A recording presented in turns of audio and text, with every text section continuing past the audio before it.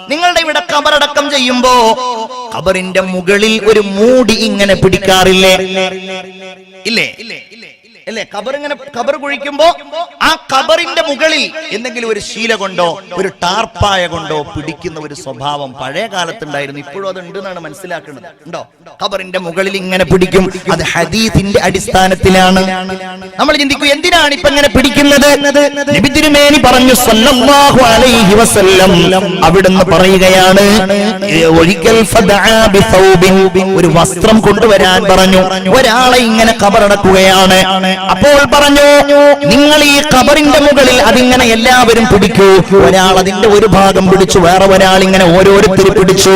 എന്നിട്ട് പറഞ്ഞു, നിങ്ങൾ ഖബറിലേക്ക് എത്തി നോക്കല്ലേ, ഫഇന്നഹാ അമാന, ആ ഖബർ ഒരു വിശ്വസ്തതയാണെന്ന് മുഹമ്മദ് മുസ്തഫ സല്ലല്ലാഹു അലൈഹി വസല്ലം. ഖബർ വിശ്വസ്തതയാണ്. മയ്യിത്ത് എന്ന് പറഞ്ഞാൽ, മയ്യിത്ത് കുളിപ്പിക്കൽ എന്ന് പറഞ്ഞാൽ അതൊരു വിശ്വസ്തതയാണ്, ഗൗരവമാണ്. ഖബറിന്റെ അകത്ത് വേറെ ഒരു ഹദീസിൽ കാണാം, ആ ഖബറിന്റെ അകത്ത് നിങ്ങൾ ഒരു പക്ഷേ അല്ലാഹു തആല നിങ്ങൾക്ക് പേടിപ്പിക്കുന്ന വല്ലതും വെളിവാക്കി തന്നേക്കാം. അതുകൊണ്ട് ഖബറിലേക്ക് നിങ്ങൾ എത്തി നോക്കല്ലേ. മയ്യിത്ത് കുളിപ്പിക്കൽ ഒരു അമാനത്താണ്. നിങ്ങളൊരു മയ്യിത്ത് കുളിപ്പിക്കുമ്പോൾ ആ ശരീരത്തിൽ വല്ലതും കാണാം. ആ ശരീരത്തിൽ പലതും നിങ്ങൾക്ക് കാണാൻ കഴിയും.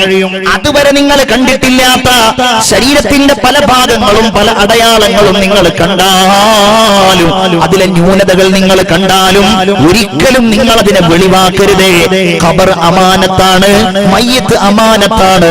ഇതാണ് അല്ലാഹുവിന്റെ ദീൻ നമ്മോട് പറയുന്നത്. എന്റെ പ്രിയപ്പെട്ടവരെ, നമ്മൾ മനസ്സിലാക്കുക, ആ ഖബർ എന്ന് പറയുന്നത് റസൂലുള്ള പറയുന്നു, നിങ്ങൾ അത് പോയി കാണണേ. എന്തുകൊണ്ടെന്നാൽ നിങ്ങൾക്കത് പരലോകത്തെ കുറിച്ച് ഓർമ്മിപ്പിക്കുമെന്ന് മുഹമ്മദ് മുസ്തഫ. നിങ്ങളൊന്ന് പരലോകത്തെ കുറിച്ച് നിങ്ങൾ ഖബർ നിങ്ങളെ ഓർമ്മിപ്പിക്കുമെന്ന് സയ്യിദുനാ മുഹമ്മദ് മുസ്തഫ. എന്തേ ഇന്ന് പ്രത്യേകിച്ച് നമ്മൾ ഇങ്ങനെ കാലം കൂടുന്തോറും വഅളുണ്ട്, ഉപദേശങ്ങളുണ്ട്, ഒക്കെ ഉണ്ടെങ്കിലും ഐഹികമായ ലോകത്തോടുള്ള പ്രമത്തത, മരണമോ ഖബറോ ഒന്നും ചിന്തയിൽ പോലും വരാത്ത അവസ്ഥ അല്ലേ? ചിന്തിക്കണം, ആലോചിക്ക, പടച്ചോനെ എനിക്ക് അങ്ങനെ ഒരു മാനസികാവസ്ഥ ഉണ്ടോ? ഞാൻ മരണത്തെക്കുറിച്ച് ചിന്തിക്കാറുണ്ടോ? ഓരോ ദിവസവും രാവിലെ കട്ടിലിൽ നിന്നിങ്ങനെ എഴുന്നേൽക്കുമ്പോൾ അൽഹംദുലില്ലാഹില്ലദി ബഅദമാ അമാതനാ, പടച്ചോനെ എഴുന്നേൽക്കാത്ത എത്രയോ ആളുകളുണ്ട്, കട്ടിലിൽ കിടന്ന് മരിച്ചുപോയ ആളുകളുണ്ട്. അല്ലാഹുവേ, എന്നെ നീ മരിപ്പിച്ചില്ലല്ലോ. ചിന്തിക്കാറുണ്ടോ? ആർത്തി പിടിച്ചോടുകയാണ് ദുനിയാവിന്റെ പിന്നിൽ. അതിന് എന്ത് തെറ്റും ചെയ്യാൻ ഒരു മടിയുമില്ല, കള്ളം പറയാൻ മടിയില്ല. ഞാൻ പറയുന്നത് കച്ചവടം ചെയ്യുന്നതിനെ കുറിച്ചല്ല, ബിസിനസ് സ്ഥാപനങ്ങൾ ഉണ്ടാക്കുന്നതിനെ കുറിച്ചല്ല. പക്ഷെ അങ്ങനെ ഉണ്ടാക്കുമ്പോഴും അതിൽ ഹലാല് സൂക്ഷിക്കാതെ, അതിൽ ഹറാമ് വരുന്നത് ഭയക്കാതെ, ദുനിയാവുണ്ടാകണം, പൈസ ഉണ്ടാകണം, ധനമുണ്ടാകണം, പ്രശസ്തിയും പേരും ഉണ്ടാകണം. പടച്ച തമ്പുരാന്റെ അടുക്കലേക്ക് എത്തുമ്പോ ഉപകാരപ്പെടുന്ന ഒരു കാര്യത്തെക്കുറിച്ചും ചിന്തിക്കാതെ ജീവിച്ചു പോകുന്നവരുണ്ടല്ലോ. അല്ലാഹ് മനസ്സിൽ തൊട്ടു പറഞ്ഞ ഒരു വചനമുണ്ട്, ബിസ്മില്ലാഹിർ റഹ്മാനിർ റഹീം, അൽഹാകുമുത് തകാസുർ. ചിന്തിക്കണേ, അൽഹാക്കും, നിങ്ങളെ അശ്രദ്ധരാക്കിയിരിക്കുന്നു. അത്തകാസുർ, ധാരാളം ഉണ്ടാക്കൽ. എന്ത് ധാരാളം ഉണ്ടാക്കൽ? നിങ്ങൾക്ക് ആവശ്യമുള്ളത് ധാരാളം ഉണ്ടാക്കൽ, ആവശ്യത്തിനുള്ളത് ഉണ്ടാക്കലല്ല. പണം ധാരാളം ഉണ്ടാക്കൽ, വസ്ത്രം ധാരാളം ഉണ്ടാക്കൽ, സ്വർണം ധാരാളം ഉണ്ടാക്കൽ, പ്രശസ്തി ധാരാളം ഉണ്ടാക്കൽ. നിങ്ങളെ നശിപ്പിച്ചിട്ടുണ്ട്. നിസ്കാരം നിങ്ങൾ ഒഴിവാക്കുന്നുണ്ട് ഇതിനു വേണ്ടിയിട്ട്, നിങ്ങൾ ഹറാമ് ചെയ്യുന്നുണ്ട് ഇതിനു വേണ്ടിയിട്ട്. അല്ലാഹ് പറയാണ്, ഞാൻ പറയല്ല. നിങ്ങൾ എന്തു ചെയ്താലും ഹത്താ സുർതുമുൽ മഖാബിർ, അത് ഖബറുകൾ നിങ്ങൾ സന്ദർശിക്കുന്നത് വരെയേ ഉണ്ടാവുകയുള്ളൂ. അല്ലേ? ചിന്തിച്ചിട്ടുണ്ടോ നിങ്ങൾ? ഒരിക്കൽ എന്റെ കൂട്ടുകാരൻ സൗദിയിലെ ദമാമിൽ നിന്ന് വിളിക്കുകയാണ്. ഈ അടുത്ത് സാധാരണ വിളിക്കാത്ത ആളാണ്. എന്താ വിളിച്ചത്? എന്നോട് പറഞ്ഞു, നിന്റെ പള്ളിയുടെ തൊട്ടടുക്കലുള്ള ഒരു ചെറുപ്പക്കാരന്റെ പേര് പറഞ്ഞിട്ട് ചോദിച്ചു. അവന്റെ ഒരു കുടുംബക്കാരൻ, വല്ലാതെ നിന്നെ ഇഷ്ടപ്പെട്ടിരുന്ന ഒരു ചെറുപ്പക്കാരൻ, ഫാസിൽ എന്നാണ് അവന്റെ പേര്. അവൻ ഇവിടെ എന്റെ കൂടെ ജോലി ചെയ്യുന്നുണ്ടായിരുന്നു. നീ കാര്യം പറ. ഇന്ന് രാവിലെ ഞാൻ വിളിച്ചപ്പോൾ അവൻ എഴുന്നേൽക്കുന്നില്ല, മരിച്ചു പോയിരിക്കുന്നു. അള്ളാഹു പുറത്തു കൊടുക്കുമാറാവട്ടെ. ഞാൻ ആകെ ഭയപ്പെട്ടു പോയി. കാരണം ഒരു വാർത്ത ആദ്യമായിട്ട്, ഗൾഫിലുള്ള ഒരുപാട് സഹോദരന്മാർ ഇവിടെ ഉണ്ട്, പ്രവാസികൾ, പ്രത്യേകിച്ച് സൗദി അറേബ്യയിൽ നിന്ന് മരിച്ചാൽ നിയമത്തിന്റെ കുരുക്കുകൾ വളരെ വലുതാണ്. ഈ ചെറുപ്പക്കാരൻ മരിച്ച് 3 ആഴ്ച കഴിഞ്ഞിട്ടാണ് മയ്യിത്ത് നാട്ടിലേക്ക് എത്തുന്നത്. 27 വയസ്സേ ഉള്ളൂ. നല്ലൊരു ചെറുപ്പക്കാരനാണ്. 1.5 വയസ്സായ ഒരു കുട്ടിയേ ഉള്ളൂ. ആ കുട്ടി എന്റെ കയ്യിൽ, ഞാൻ ആ വീട്ടിൽ പോയപ്പോൾ എന്റെ കയ്യിൽ തന്ന് ഞാൻ മടിയിൽ വെച്ചപ്പോ അല്ലാഹുവേ, എന്റെ കണ്ണുകൾ നിറഞ്ഞുപോയി. വല്ലാത്തൊരവസ്ഥയായിരിക്കുമല്ലോ ആ കുട്ടിയുടെ വളർച്ച, ആ ചെറുപ്പക്കാരന്റെ ഭാര്യയുടെ മാനസികാവസ്ഥ. അല്ലാഹു ഓർമ്മിപ്പിക്കുകയാണ്, ഹത്താ സുർതുമുൽ മഖാബിർ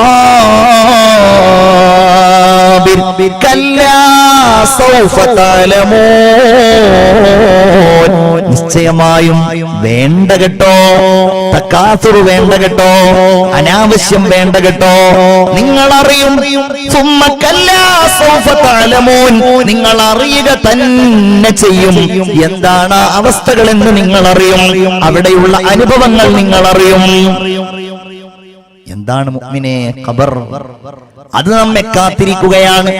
ആ ഖബറിനെ കുറിച്ചുള്ള ഓർമ്മ, പടച്ചവനെ അവിടെ ഞാൻ ഏകാന്തനായി കിടക്കേണ്ടവനാണ് എന്ന് നമ്മൾ ചിന്തിക്കുമ്പോ ദുനിയാവിനോടുള്ള പ്രലോഭനത്തിൽ എങ്ങനെയാണ് നമ്മുടെ ജീവിതം നമ്മൾ നഷ്ടപ്പെടുത്തുക? എങ്ങനെയാണ് നമ്മൾ അഹംഭാവികളായി മാറുക? എങ്ങനെയാണ് ഞാൻ തികഞ്ഞവനാണെന്ന് പറയാൻ കഴിയുക? വലിയ രാജാവായിരുന്നു സയ്യിദുനാ ഉമർ ഇബ്നു അബ്ദുൽ അസീസ് റളിയല്ലാഹു അൻഹു. 5ാം ഖലീഫയാണ്, 2ാം ഉമറാണ്, ഭരണാധികാരിയാണ്. ഇന്നൊന്ന് വെറുതെ താരതമ്യം ചെയ്താൽ മതി. അവർക്ക് താരതമ്യം ചെയ്യാന്നുള്ളത് തന്നെ ഒരു വലിയ തെറ്റായിട്ടാണ് പലരും കാണുന്നത്. ഉമർ ഇബ്നു അബ്ദുൽ അസീസ് ഭരണാധികാരിയാകുന്നതിന്റെ മുമ്പ് നല്ല വസ്ത്രം ധരിച്ച്, നല്ല ഭക്ഷണം കഴിച്ച്, നല്ല സുഗന്ധമൊക്കെ പൂശിങ്ങനെ നടക്കുന്ന ആളായിരുന്നു. ഭരണം കയ്യിൽ കിട്ടിയപ്പോൾ ലാളിത്യത്തിന്റെ നിറകുടമായി. അല്ലേ? അങ്ങാര് എന്നറിവിലേ അങ്ങീ നാട്ടിലെ രാജാവല്ലേ, അങ്ങ് വെറും നാലണയില്ല യാചകനായെന്നോ ഉണ്ടു സഖി ഒരു കുലമുന്തിരി വാങ്ങിടുവാനായി 4 കയ്യിൽ ഉണ്ട് പ്രിയേ കൽബിനൊരാശ മുന്തിരി തിന്നിടുവാൻ. ഉമർ ഇബ്നു അബ്ദുൽ അസീസിന്റെ ലാളിത്യാണ് പറയുന്നത്. തന്റെ ഉസ്താദായ അബൂ ഹാസിം എന്ന മഹാൻ ഉമർ ഇബ്നു അബ്ദുൽ അസീസിനെ കാണാൻ വേണ്ടി പോവുകയാണ്. ഡമസ്കസിലെ കൊട്ടാരത്തിലേക്ക് കടന്നു ചെന്നപ്പോൾ ഉമർ ഇബ്നു അബ്ദുൽ അസീസിനെ കാണുന്നില്ല. ആളുകൾ ധാരാളമുണ്ട്, പണ്ഡിതന്മാരുണ്ട്, ഭരണാധികാരികളെ സഹായിക്കുന്നവരുണ്ട്. പക്ഷേ ഉമർ ഇബ്നു അബ്ദുൽ അസീസിനെ കാണുന്നില്ല. ഉമർ ഇബ്നു അബ്ദുൽ അസീസ് റളിയല്ലാഹു അൻഹു അവർക്കിടയിൽ ഇങ്ങനെ തലയും താഴ്ത്തിയിട്ട്, കണ്ണുകൾ കുഴിഞ്ഞ്, എല്ലും തീട്ട്, മുഷിഞ്ഞ വസ്ത്രങ്ങളിൽ ഇങ്ങനെ ഇരിക്കുകയാണ്. ഉസ്താദ് കടന്നു ചെന്ന് സലാം പറഞ്ഞു, ബഹുമാനിച്ച് എഴുന്നേറ്റ് നിന്നു, ചെറിയൊരു പുഞ്ചിരി പാസാക്കി. ഉസ്താദ് ചോദിച്ചു, ഖലീഫ, എന്റെ ശിഷ്യനാണ്, സംഭവം ശരി, പക്ഷേ വലിയ ആളായിരുന്നല്ലോ. കാന മർക്കബുക അലിയ, നിങ്ങളുടെ വാഹനം വലിയ വാഹനായിരുന്നല്ലോ. വസൗബുക ബഹിയ വവജ്ഹുക ബഹിയ വഹിർസുക കസീറ വതആമുക ശഹിയ. നല്ല ഭക്ഷണം കഴിച്ച്, നല്ല വസ്ത്രം ധരിച്ച്, നല്ല നല്ല കാവൽക്കാരോടൊപ്പം മകമ്പടിയോട് നടക്കുന്ന ആളായിരുന്നല്ലോ. ഇതെന്താണ്?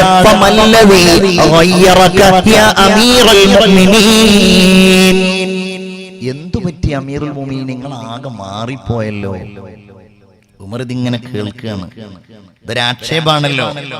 ഉമർ ഇബ്നു അബ്ദുൽ അസീസ് പറഞ്ഞു, ഉസ്താദേ, ഇപ്പോൾ നിങ്ങൾ എന്നെ ആക്ഷേപിക്കുകയാണല്ലേ.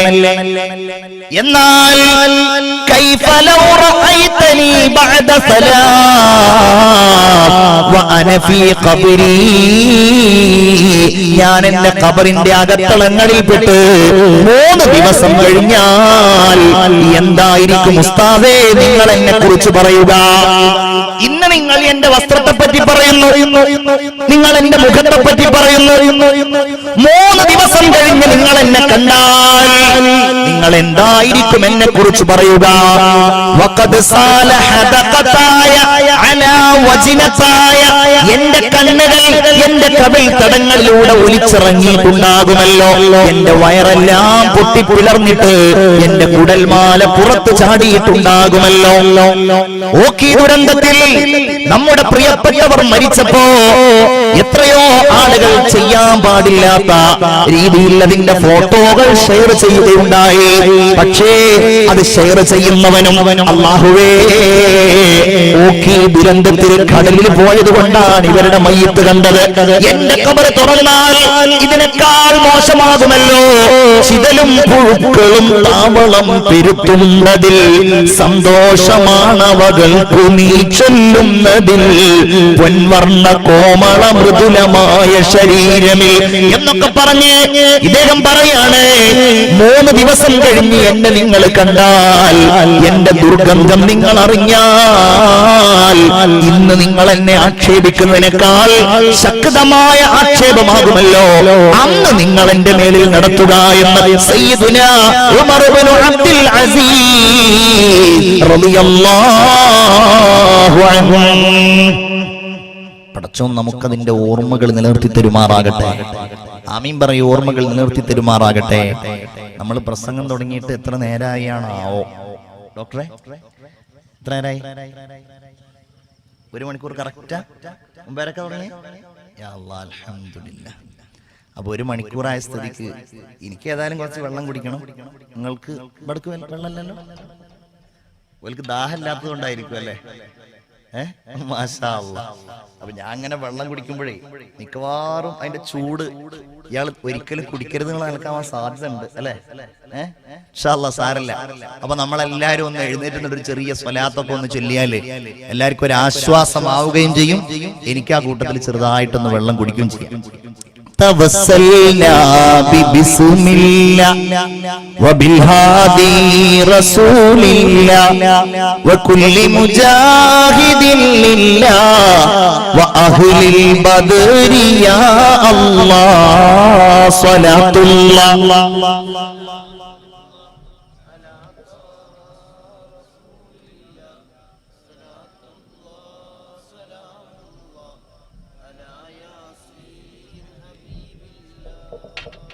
ഞാൻ പറഞ്ഞില്ലേ, ഞാൻ കുടിക്കരുതെന്നുള്ള ആൾക്ക് ചൂടാക്കിയിട്ടുണ്ട്.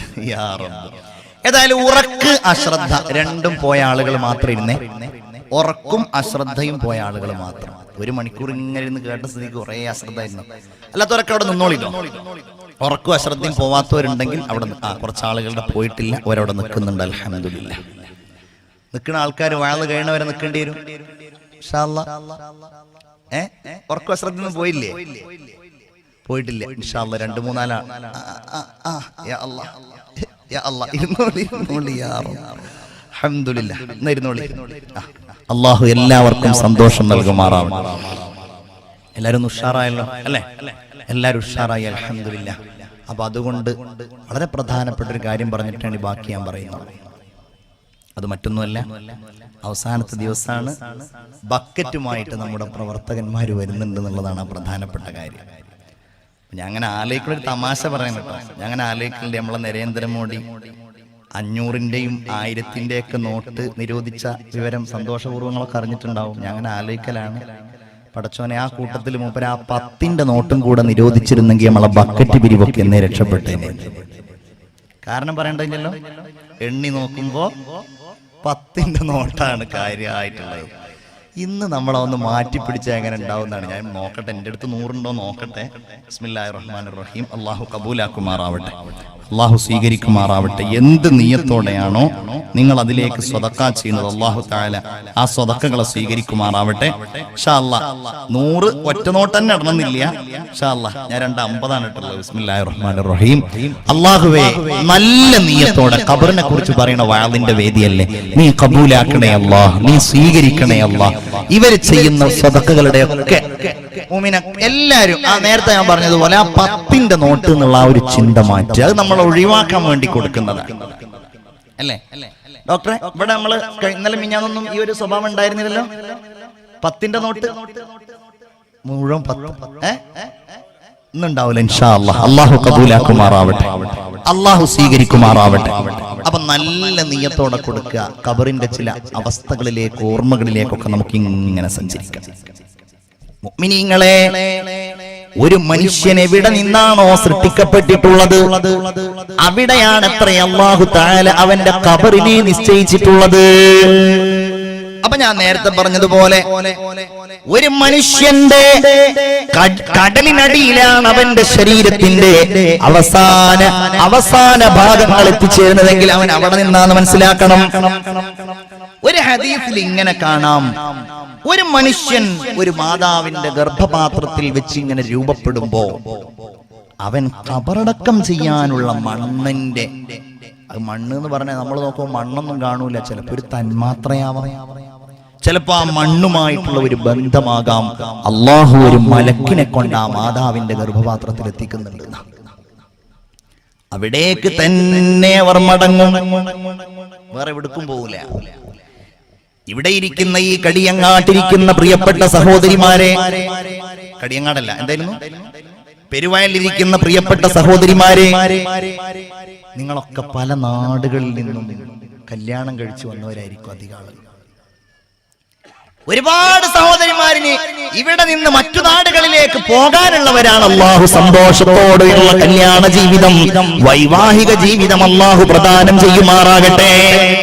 ചിന്തിച്ചു നോക്കിയാൽ മനസ്സിലാകുന്ന ഒരു കാര്യമാണ്, അത് അല്ലാഹു നിശ്ചയിച്ചിട്ടുണ്ടാകും ഏത് നാട്ടിലാണെന്ന്. ഒരിക്കൽ നബി സല്ലല്ലാഹു അലൈഹി വസല്ലമ തങ്ങൾ മദീനയിലൂടെ നടന്നു പോകുമ്പോൾ റആ ഖൗമൻ യഹ്ഫിറൂന ഖബ്റാ, ഖബർ കുഴിക്കുന്ന ഒരു പറ്റം ആളുകളെ മുഹമ്മദ് മുസ്തഫ സല്ലല്ലാഹു അലൈഹി വസല്ലം കണ്ടു. അവരിങ്ങനെ ഖബർ കുഴിച്ചുകൊണ്ടിരിക്കുകയാണ്. നബി സല്ലല്ലാഹു അലൈഹി വസല്ലം തങ്ങൾ ചോദിച്ചു, ഇതാർക്കുള്ള ഖബറിടമാണ്? അവര് പറഞ്ഞു, നബിയേ, ഇത് ഇന്നാലിന്ന എത്യോപ്യക്കാരനുള്ള ഖബറാണ്. നബി സല്ലല്ലാഹു അലൈഹി വസല്ലം പറഞ്ഞു, ലാ ഇലാഹ ഇല്ലല്ലാഹ് സീഖ മിൻ അർളിഹി വസമാഇഹി ഇല തുർബത്തില്ലതി ഖുലിഖ മിൻഹാ. ആ മനുഷ്യൻ ജന്മം കൊണ്ട് ആകാശത്ത് നിന്ന്, ഭൂമിയിൽ നിന്ന് ആ മനുഷ്യനിതാ തന്നെ സൃഷ്ടിക്കപ്പെട്ടിരിക്കുന്ന ഭൂമിയിലേക്ക് മടങ്ങിയിരിക്കുന്നു. ഒരു മനുഷ്യന്റെ എവിടെയാണോ അവന്റെ തുടക്കമുള്ളത് അവിടേക്കാണ് അവന്റെ മടക്കമുള്ളത്, അല്ലേ? മിൻഹാ ഖലഖനാകും വഫീഹാ നുഈദുകും. മറക്കാത്ത മന്ത്രമല്ലയോ അത്?